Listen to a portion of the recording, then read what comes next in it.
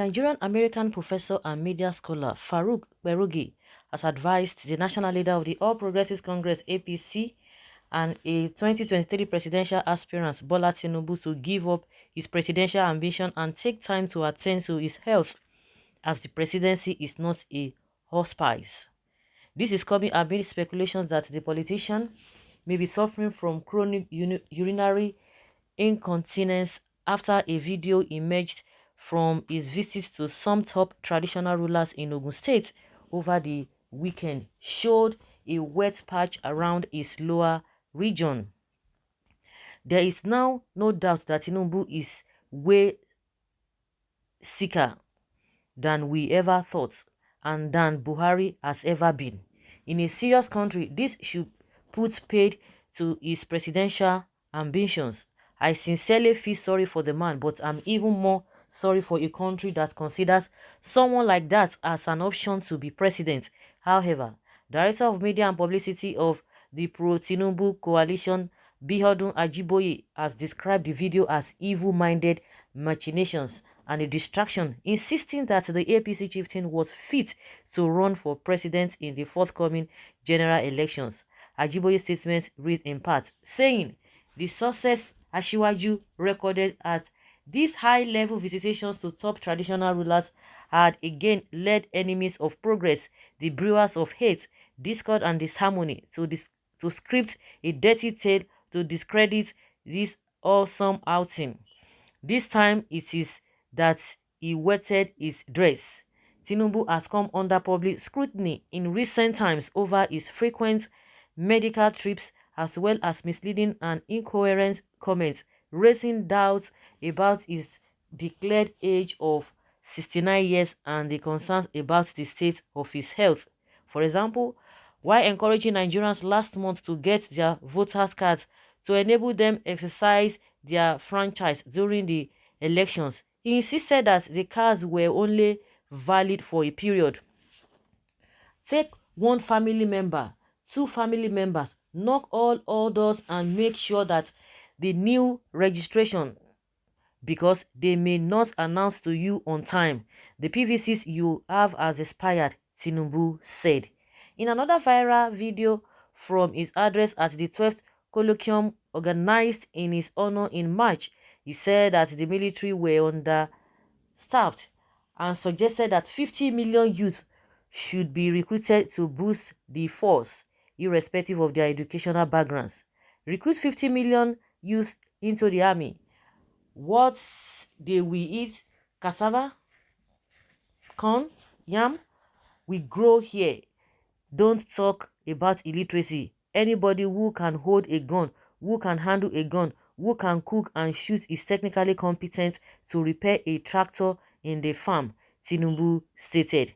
Between July 2021 and January 2022, Tinubu has made several medical trips to the US, UK, and France and reportedly underwent at least 2 surgeries, although his media team has stated that the trips and subsequent therapies were for knee injury.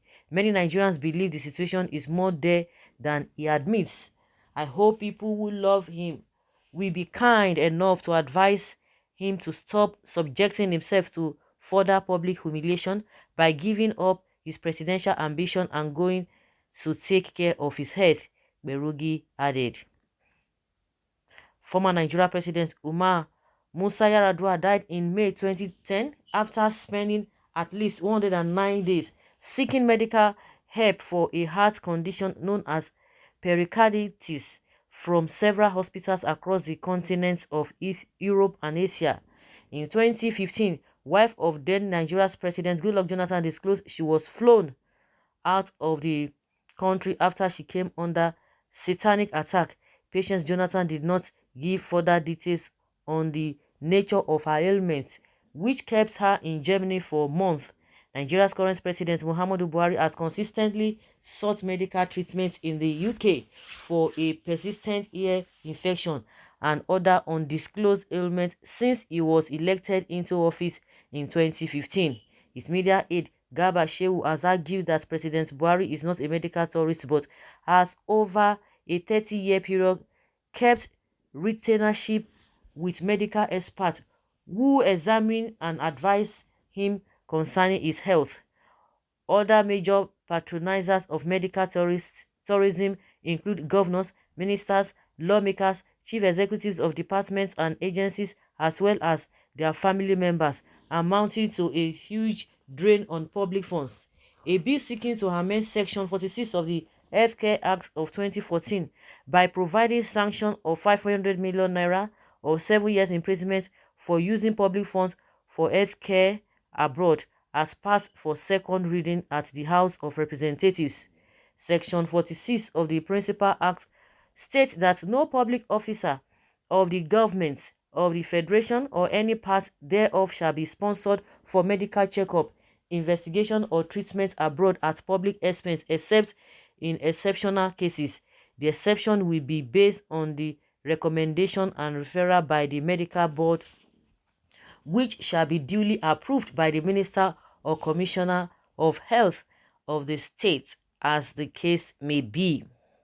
The People's Democratic Party (PDP) lawmakers representing Eastern North East local government area of Edo State, Segios Ogu, who sponsored the bill, introduced subsection 2, which prescribes that any public officer of the government of the Federation or any part thereof who violates the provision of subsection 1 above shall be guilty of an offense and liable on conviction to a fine of 500,000 naira or to an imprisonment term of 7 years or both. Also defending the bill, Deputy Minority Leader Toby Okechukwu noted that the spate of medical tourism offends the public purse and Nigeria's effort to be self-sufficient in healthcare. The lower house of Assembly voted unanimously for the second reading of the bill, which was thereafter referred to the Committee of Health Services. In addition, what Nigerians want in addition to an optimized healthcare system in the country, in a thorough health assessment of all political aspirants prior to the 2023 general elections. Okay. Well, all these things are very, very beautiful. Oh, they want to pass this bill. Very, very beautiful. But at the end of the day, I hope it will pass. Even if it passes, you will begin to see a lot of compromise. All these 7 years imprisonment, 500,000 naira. What is 500,000 naira? This whole thing has to be well explained to the Nigerian masses, because at the end of the day, we have a lot of laws in place. They don't abide with all these laws. But as for Tinubu, if he wants to contest, oh my goodness, let him contest. I think if Nigerians don't want him, it's not as if he's been given the ticket that it's automatic for him to become the president. Since Nigerians now know all of this, then if they have other people from other party, they have that right to vote anybody if they don't want him. He has the right if he wants to contest. Why are you pitying him? Why are you guys thinking for him? If he says he's fine, if his media handlers are saying it's fine, let him go. There's no big deal about it. There's no harm in trying. Let him try. If you can't vote for him, vote for other people. Of course, everybody can see what is happening, but nobody can deprive him not to go for the hair. So let him go. Anything where you see, he carry. No be your body na nine body na. So if Nigerians already know all these things with all the history of all the past leaders, it is now for them to be able to choose between him and other people. Of course, it's not going to. It's not. It's the whatever the election is not just an opposed. Other parties will come out, so Nigerians can vote for other parties that if they feel that those ones are credible. That's just my own point. If he doesn't want to listen, there's no need of not to advise him. People are just saying as if it's cast in concrete. Once it's being given the ticket, that is the end of the whole thing. Nigerians they still have a part to play in this forthcoming election. So guys, leave your comment down there below and let's have your take. Thank you.